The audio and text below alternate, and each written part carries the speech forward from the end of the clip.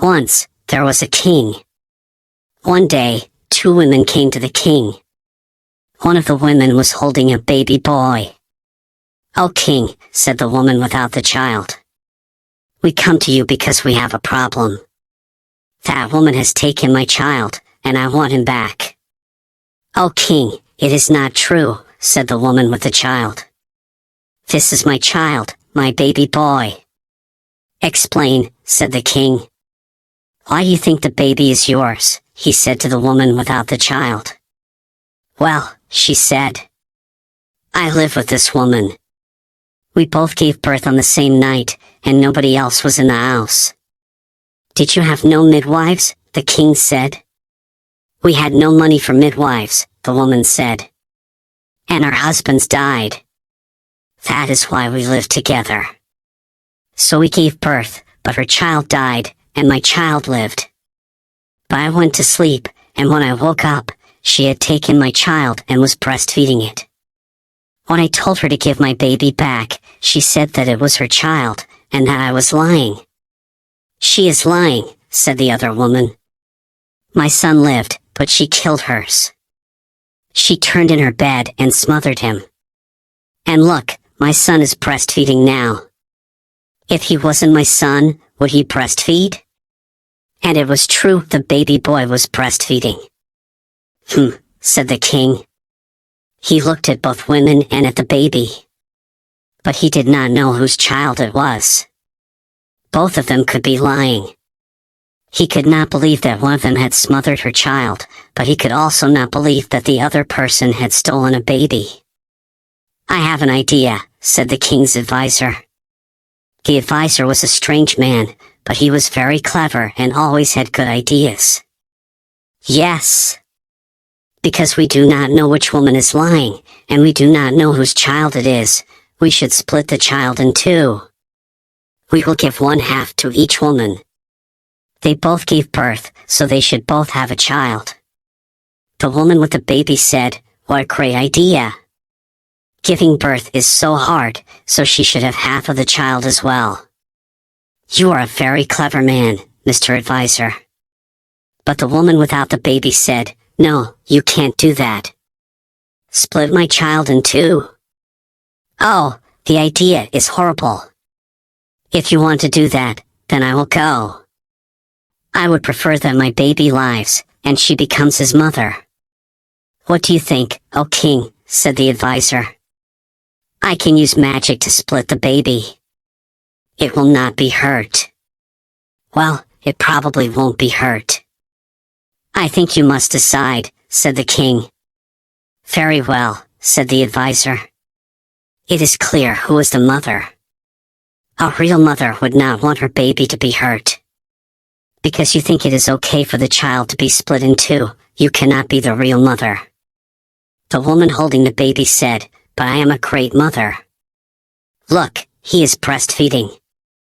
"Children will breastfeed from cows if they need to," said the advisor. "Give him back to his mother." "Do as he says," said the king. So the woman gave the baby back to his real mother, and the baby was happy. "Thank you, O king," said the baby's real mother. The other woman looked angry, but she did not say anything. "I think we might split you in two," said the advisor, "because you lied. You said that she smothered her baby, when actually, you stole her baby." The other woman went white. I am sorry, O king. I was just so sad." "She will live," said the king. "One death is enough for today." The two women said thank you and left, and the king and his advisor talked. "It is good that you decided," said the king. "I thought like a king, but not like a mother. It is clear that the woman could not have smothered her child, because she was so sad when you said you would split it. Do you think it matters which mother the child has?" The king thought. "I think it matters that the mother loves her child. But it is easier to love a child who you have given birth to yourself, I think.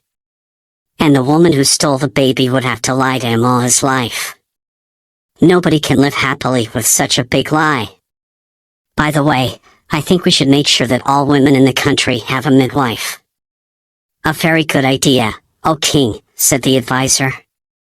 If all women have midwives, then we will have to split fewer babies in two. Were you really going to split the child in two? Said the king. Oh no, said the advisor. I do not know magic like that. Words are the best magic, usually. The king thought about it, and he agreed.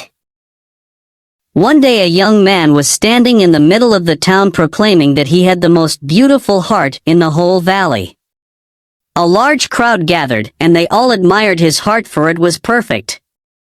There was not a mark or a flaw in it. Yes, they all agreed it truly was the most beautiful heart they had ever seen. The young man was very proud and boasted more loudly about his beautiful heart. Suddenly, an old man appeared at the front of the crowd and said, "Why, your heart is not nearly as beautiful as mine." The crowd and the young man looked at the old man's heart. It was beating strongly, but full of scars. It had places where pieces had been removed and other pieces put in, but they didn't fit quite right, and there were several jagged edges. In fact, in some places there were deep gouges where whole pieces were missing. The people stared. How can he say his heart is more beautiful, they thought. The young man looked at the old man's heart and saw its state and laughed. "You must be joking," he said. "Compare your heart with mine. Mine is perfect and yours is a mess of scars and tears." "Yes," said the old man, "yours is perfect looking, but I would never trade with you. You see, every scar represents a person to whom I have given my love. I tear out a piece of my heart and give it to them, and often they give me a piece of their heart which fits into the empty place in my heart. But, because the pieces aren't exact, I have some rough edges, which I cherish, because they remind me of the love we shared. Sometimes I have given pieces of my heart away, and the other person hasn't returned a piece of his heart to me. These are the empty gouges. Giving love is taking a chance.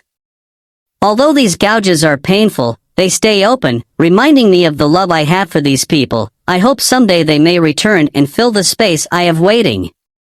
So now do you see what true beauty is?" The young man stood silently with tears running down his cheeks. He walked up to the old man, reached into his perfect young and beautiful heart, and ripped a piece out. He offered it to the old man with trembling hands. The old man took his offering, placed it in his heart, and then took a piece from his old scarred heart and placed it in the wound in the young man's heart. It fit, but not perfectly, as there were some jagged edges.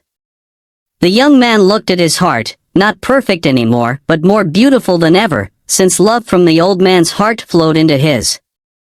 They embraced and walked away side by side. How sad it must be to go through life with a whole heart. A well-known speaker started his seminar by holding up a $20 bill. In the room of 200, he asked, "Who would like this $20 bill?"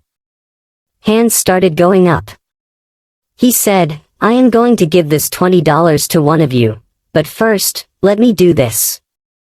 He proceeded to crumple the $20 note up.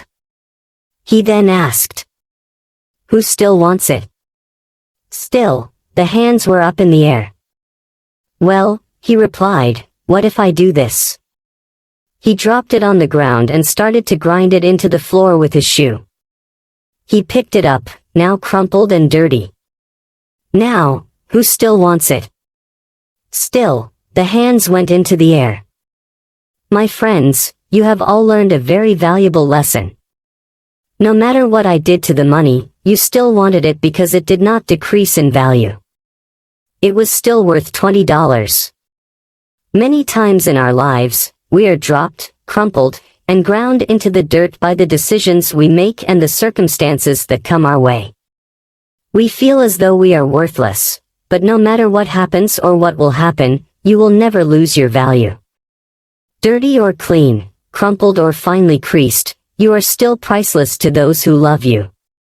The worth of our lives comes, not in what we do or who we know, but by who we are. You are special, don't ever forget it.